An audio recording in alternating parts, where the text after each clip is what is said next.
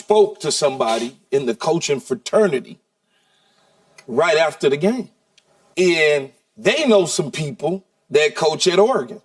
And they was telling me, they said, man, I've never heard from another assistant coach of how much information was being given to that staff about, I'm being real with it, about game planning against Colorado so they can beat them.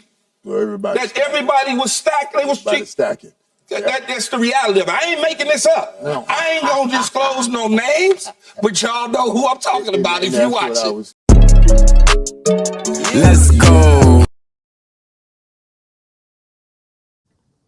So it wasn't unexpected coming into this game what would happen. Some people were surprised, but we know football, we weren't surprised that it could go this way. I didn't think it would go this way, but I knew it could go this way. I chose Colorado anyway. Why? Because I'm just riding with Prime. I believe, so I'm riding with Prime, but I knew it could go this way. So everybody's heard about it at this point. Everybody saw it. Oregon handed out a nice pounding to the Colorado Buffaloes, beating them 42-6. Colorado drops out of the top 25 as a result. Couple thoughts from me. I like that the Oregon coach was doing his best to motivate his team by using what had been going on in Colorado. I don't like that he had to take a shot at Prime. I think it's Coach Prime. I think it would behoove these teams to just do what they do normally, right? Like nobody would have been watching Colorado play Oregon if it wasn't for Coach Deion Sanders.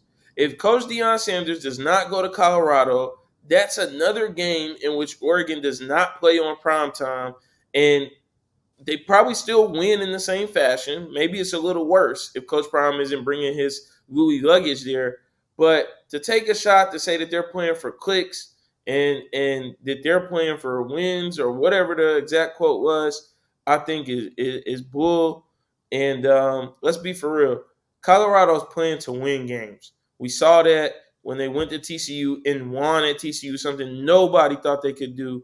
They're playing to win games. Now, what comes along with that, the attention that comes along with being Deion Sanders, who we got to remember had a reality TV show 15 years ago.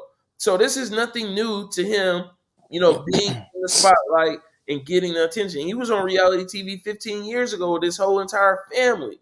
And we see those clips resurfacing online. A lot of people forgot. I even kind of forgot. And I see the clips. I'm like, man, I used to love this show. I don't like that he took the shot at him. But again, this is a great opportunity for Colorado to go back to the drawing board. We already knew they had some issues in the trenches, right? Defensive line is small. They're not super physical. Offensive line does not block well and pass protect for Shedeur. We knew that was going to be a problem.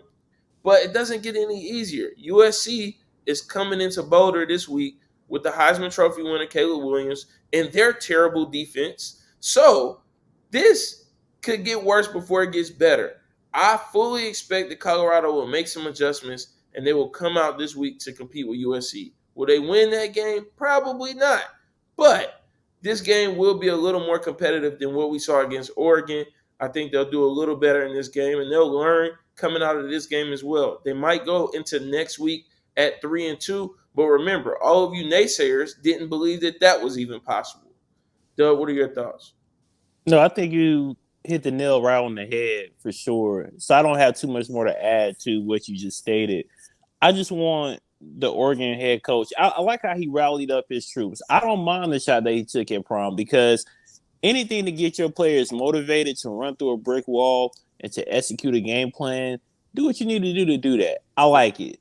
Just note that when this time rolls around next year, when y'all in the Big 12 and Prom has the trenches taken care of and another recruiting class, another top-rated recruiting class, we'll circle back on this conversation because Prom said he got the receipts. I got the receipts too.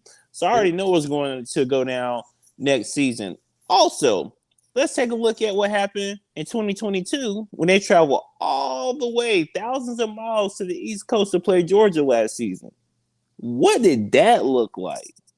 It looked a lot like Saturday.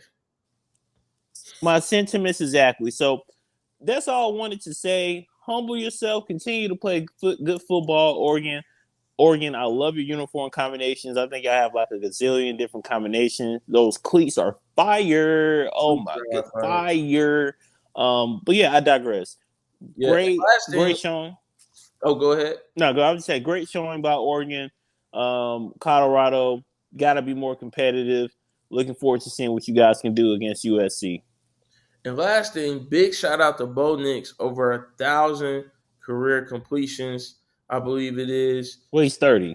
That's that's major. You know, age aside, that's major. So shout out to him, and the best of luck to the Oregon Ducks the rest of the season. Let's see what they're able to do. They're able to run the table in the Pac-12. I'm looking forward to the matchup between Oregon and USC, and we'll see where it goes. Absolutely. As always, Dub and I are going to give you the facts. You drop your thoughts in the comments below. Give us that CLS treatment, comment, like, subscribe. We'll be back with more from me in the arena.